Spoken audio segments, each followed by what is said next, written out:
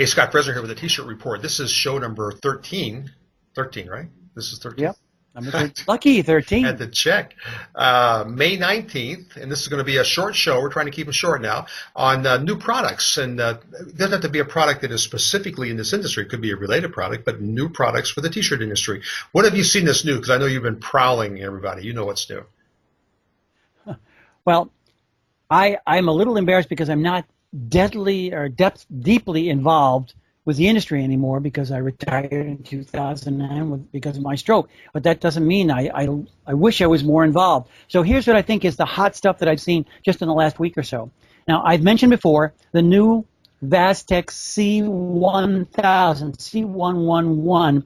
Vastec's got a new video out, and the link will be in our show notes. It's on YouTube if you go to the Vastec channel, and it's just a better demonstration of their semi-automatic moving rack.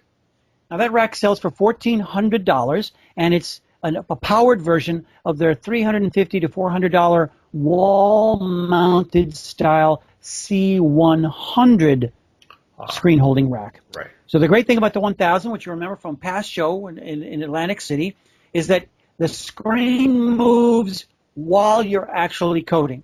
And maybe Scott's running that video underneath right now.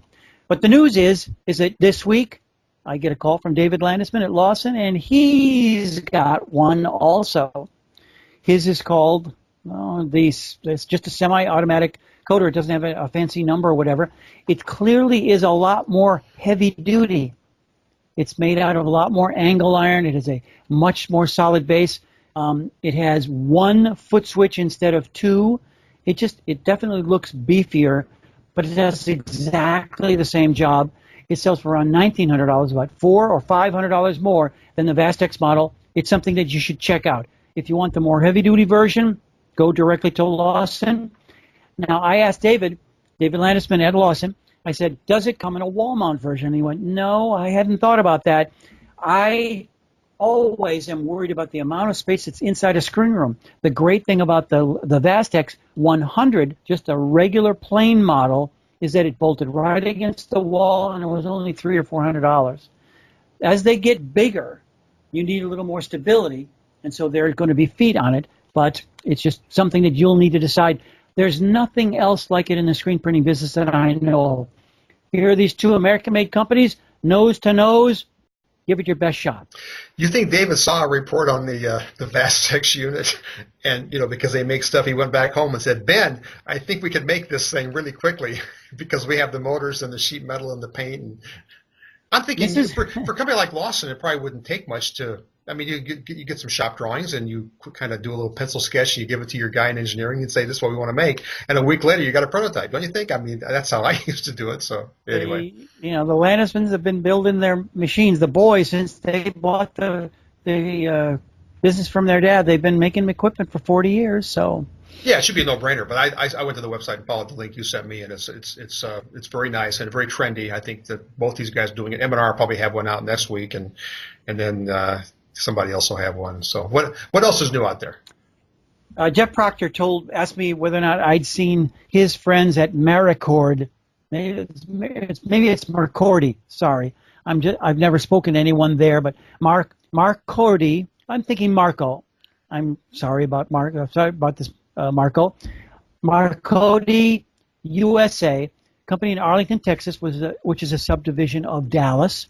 And they're building a traditional round carousel machine, and they're also building an oval. And what really caught my eye is the ovals. I know that ovals take up less space. It's something that really hadn't occurred to me until the last bunch of shows that I've been going to in the last couple of years. So I'm taking a whole new look at ovals. I was not an oval customer or a lover in the early days, the 80s and 90s, when the precision oval was the only oval, and it was a gigantic, big metal head. And they all came up, all 6 colors or 8 colors or 10 colors came up, and they came slamming down. But M&R's oval, MHM's oval, and these from Marcodie USA, they have individual heads. And here's what's cool. Here's what I saw right away, that the heads can literally lift up for cleaning, otherwise, but they fit on the oval machine like fingers interlaced.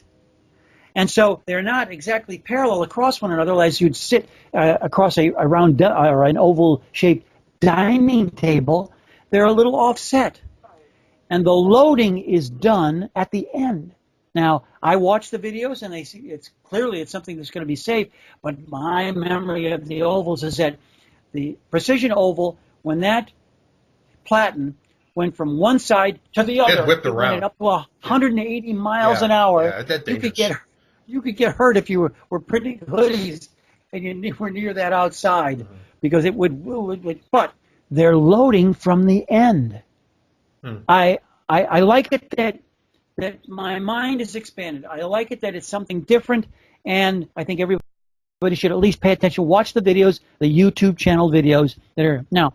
Another interesting thing, besides the lifting heads and the interlacing, the lifting head is not that new. I understand about that. Don't write me and tell me everybody's got lifting heads. The next interesting thing is what they call the single blade system. Now, I haven't been able to find any close-up pictures of the single blade system, but what it does is it comes down, floods, then it flips around and it changes its angle. It's like a flipper, but it's only got one blade then, because Now, there's always been some ink sludge down at the bottom, and I can't tell about whether or not there's a little V down at the bottom, so that one piece is maybe aluminum, one piece is a squeegee. I never liked V squeegee machines. My apologies to my old friends at Lawson, but I remember I spent an entire week in Canada trying to get a single full-color process job to work on one of the early Mog machines after Mog and Schenck broke up, and they had a V-style squeegee that would flip up this way and then flip the other way, and I could not get a full-color process job to print. I spent hours on the phone with the people at Mog and with Coudray and trying to figure out a way to do it. It wasn't the ink. It wasn't the artwork. I could print the design manually. It was the machine. I just could not print it with that. Now, I never had any luck printing full-color process on a Lawson Trooper or a Vector either. So I don't like the V. I hope that this is not it, but it is something interesting because what they're promoting, and it's just a perfect marketing pitch, is that you get to use 90% of the inside because you don't have that 6-inch gap that you can't use where the flood bar, traditional Advance or M&R flood bar, because the flood bar pushes forward and then the squeegee comes back, and there's 6 inches of wasted space there. So it's a company I'd never heard of. The machines look slick. I have no idea how much they cost. But these are my two. You should go on YouTube and prowl these today. Yeah, we have no idea of their infrastructure. Yeah, we're not promoting them because we don't know. But no. You never know if they have a support network or infrastructure or in the U.S. or whatever. But it'd be interesting to see because, the M&R guys and everybody else looks over their shoulders now and goes, wow, I've got to watch those guys, and be careful. What else is new? I haven't seen much news. Machines look slick. The machines look slick. Marcodie. Right. All right, so that's our weekend review right there. The few things we saw this week, and we'll do some more of these reports next week. Very short, quick, to the point, and we hope you guys have enjoyed watching us. Thank you, Richard. Always good talking with you. Thanks for watching.